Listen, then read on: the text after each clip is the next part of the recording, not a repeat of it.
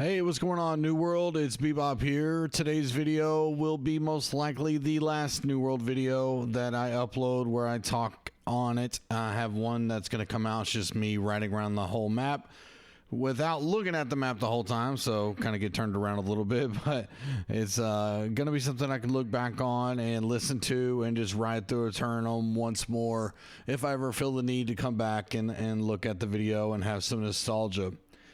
Now, this is not an easy video for me to make, so bear with me if has some starts and stops, but New World.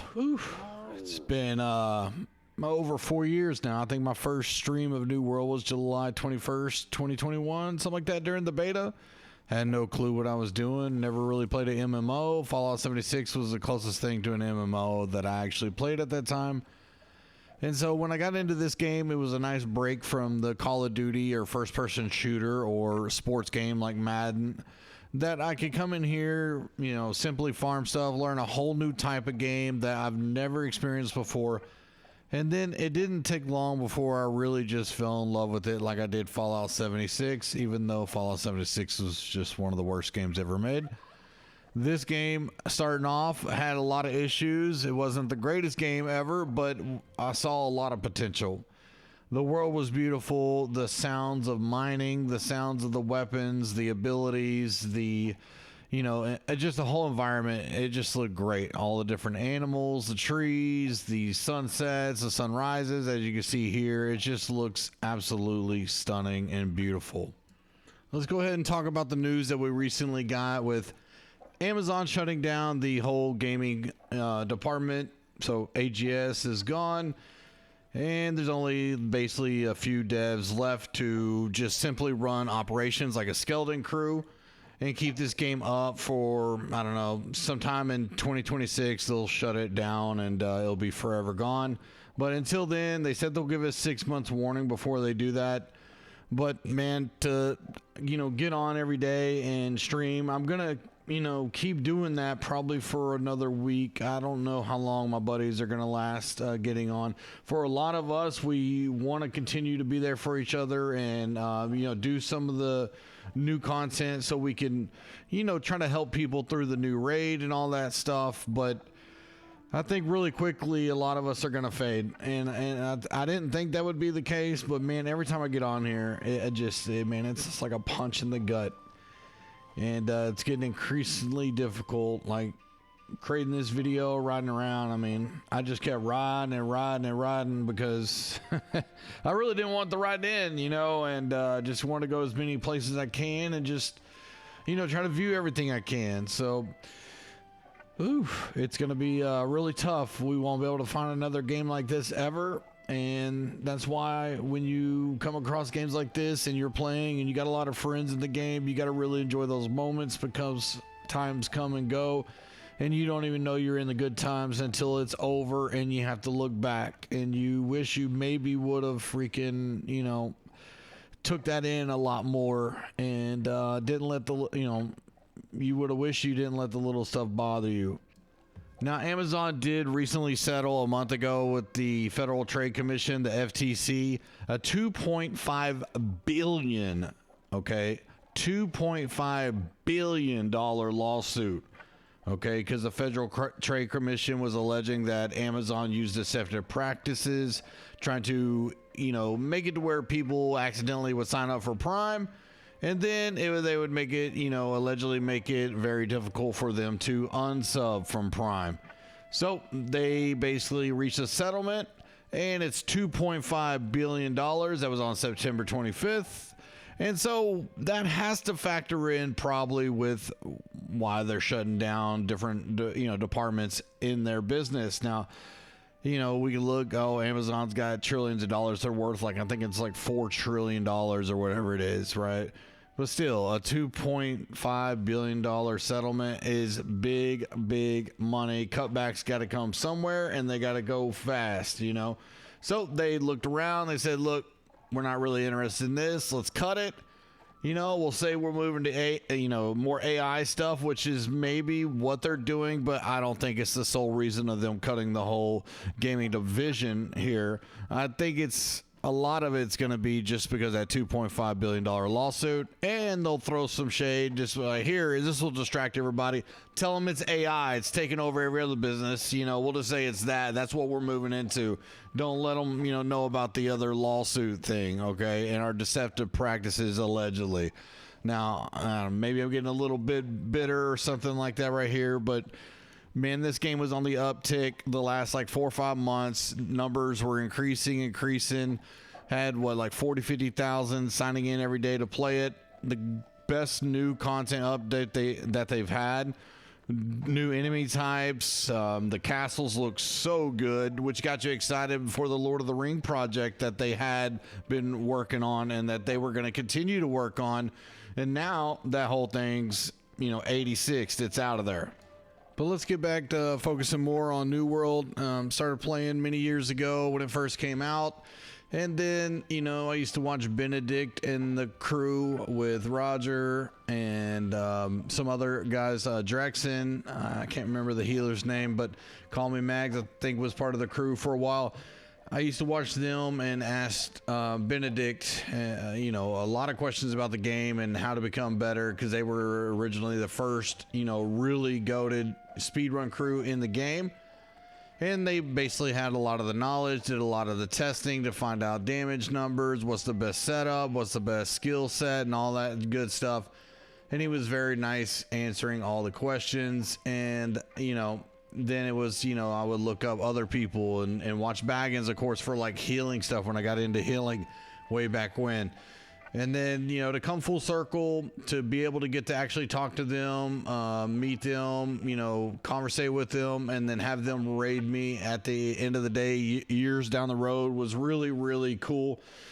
And it was one of my favorite things. I don't see myself doing something like that with another game, so I will cherish the fact that my channel was able to grow thanks to everybody that watched and supported. And then I was able to, get to meet these people that I was looking up to and trying to find information out, from. And once I got the knowledge from Benedict on how to run mutations properly with the right gems or whatnot, I took that back to my crew. Hey, sharing the information, and then we were able to run stuff a lot better and really took off from there. I tell that story all the time because from that moment right there, that boom got me hooked.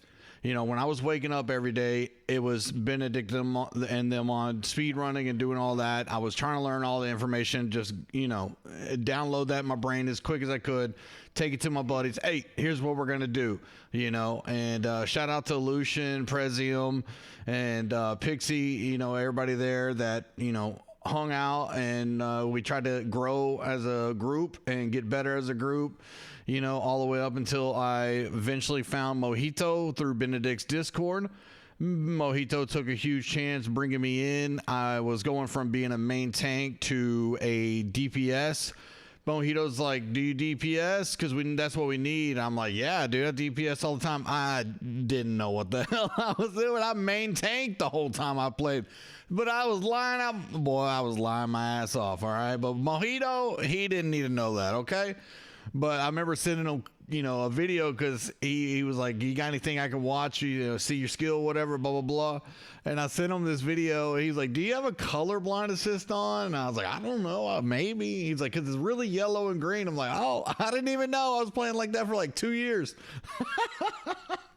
Holy shit. And then he took me in and, taught me about speed running and all that good stuff. And, oh, man, I got to grow as a DPS player, with him and the Hannah and the group. And, man, we spent a lot of days just practicing and speed running, speed shrining, I used to call it. Just going in there, low con, dying, and then getting, right back to the shrine and trying it again and again and again until we got it right. We ended up having some good runs, and man, that right there, that took it up another level. I just thought, man, dude, speed running is it, because running dungeons to get gold and stuff was cool at the very beginning. But then when you start picking it up, all right, what I always said was there's 3 stages of speed running, 1, 2, and 3. 1 is like, all right, we're going to try to go quicker, not die, and get gold. And then stage 2 is like, okay, we're actually implementing some, gear sets. we're really trying to hone stuff in, and we're doing some of the good, speed run strats that's a lot more difficult, but not all the way to the extreme. The level 3 would be like the Schmeck level, right? The Benedict level, the min-max, you're going all into the data spreadsheets and all that good shit.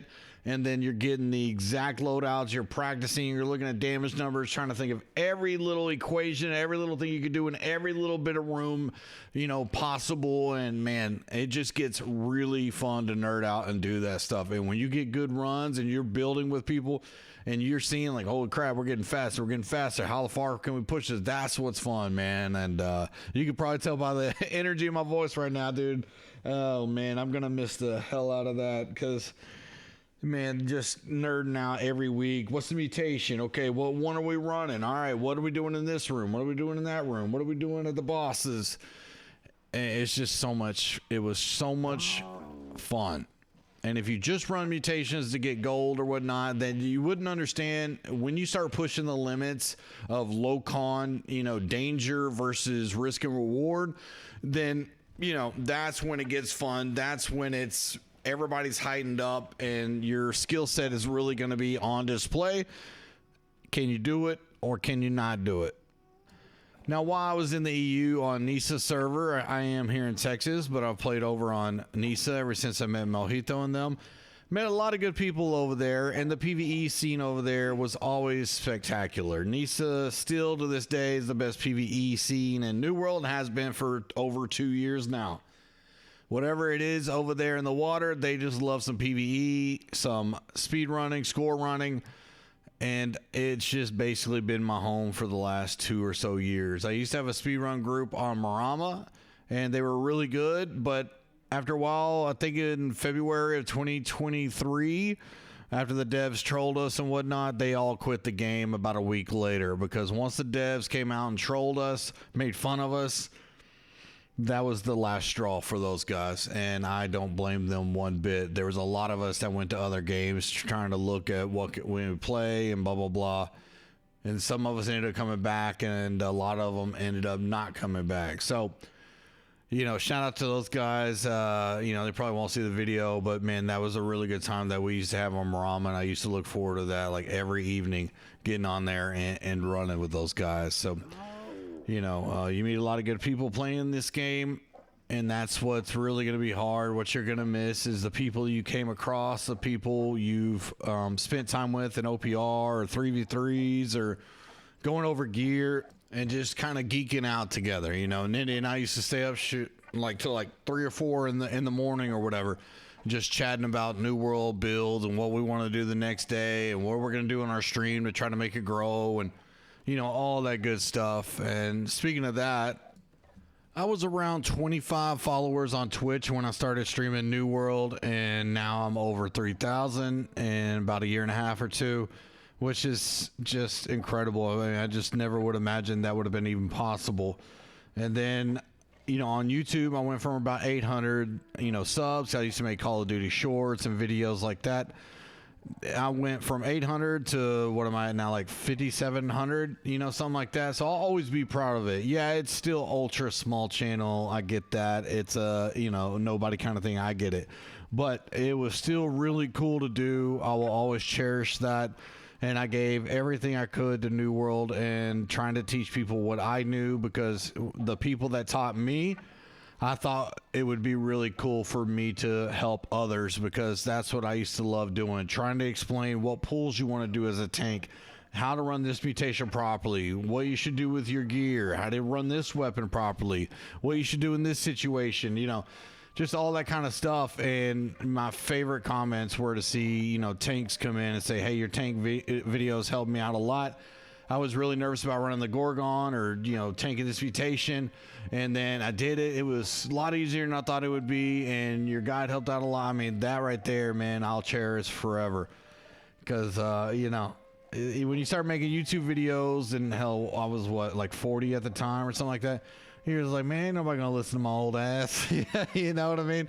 But in the grand scheme of things, if you got the knowledge and you got the skill to back it up and you're putting that on display every day, then hey, people will, pay attention and respect it. And, I just cannot be more thankful every night, you know, just seeing what comments left, and something I will always cherish. And you know, maybe some people out there won't understand it, but that's what makes this breakup with New World so damn difficult. Is it's like, okay, what now? You know, I do this as a hobby, both YouTube and Twitch, but I do it pretty consistently, and I know here in the last 2 weeks it hasn't been real consistent with, you know, build videos and whatnot. The new gearing system really threw me for a loop, and I was also having some health issues, so my brain and trying to concentrate just really wasn't there, you know. And that's what it's been a really rough road trying to learn all the perks and what I wanted. And then once the information came out, I just had no motivation the last couple of days, just feeling like a knot in my stomach, like I just want to throw up nonstop, you know, just like you had a bad breakup when you were young and it was like the end of the world. That's what it felt like, you know, over a video game, which just sounds stupid. But, you know, this game was, I met a lot of cool people, man. And, you know, a lot of people went through some life stuff, and, you know, just getting to talk to them about it and helping people out, man, it's just, I don't know if there'll ever be another game like that for me. I'll be looking forward to Chrono Odyssey. You know, until then, I don't know. I've been really neglecting spending time with friends and family over the last year and a half or two, just grinding this out, and I want to get back to spending some more time with them. And then, you know, some other stuff. I got to get some health issues addressed, and I mean, nothing serious or anything like that, but you know, and then I will be streaming still here and there. And then I'll be playing other games. I want to finish Black Myth Wukong. Might get back into Elden Ring and see how that goes. I have a buddy that's really good at it. He said he'll help me out. But man, that game will piss me off. Holy crap, it's hard. And might look at some GTA or any new game that comes out and just see. But I don't know. I feel like it's the end of an era. And what was crazy is I already was kind of in my mind, like, I don't really want to do this much anymore, you know. And then that update came out, and I was really impressed by it. And I love me some Catacombs. My God, that's so fun. Could have made so many videos on that. And then that news came out, and it's like, it's over, you know. And then seeing all my streamer buddies leaving and going to different games, and all right. Well, you know, the fun ride's got to stop sometime, and I feel like we're here. Oh man, you know, to all those out there who are feeling the same, then, you know, just give us some time, and you'll find something else. I promise. We'll always look back at this game and how special it was. You know, nothing will probably ever replace it. Like, nothing ever replaced the old school Call of Duty Zombies to me, you know, though I always have a special place in my heart. And this is going to be right there with it. Actually, this is going to be above it, because I enjoy this even more. So, you know, we were going to have a 6-month notice, allegedly, you know, before they shut down the servers. But I feel a lot of people are going to be leaving before then, because you're going to keep playing it. It's going to make you depressed. And I think a lot of people are going to quit very, very quickly. And I'll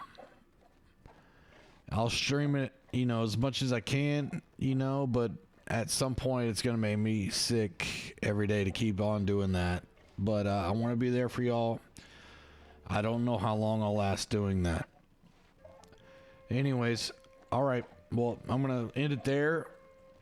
I want to say thank you for everybody who's ever stopped by the Twitch channel and said hello, and that I helped. And that I helped them. I do appreciate that. Same thing with everybody who left comments. And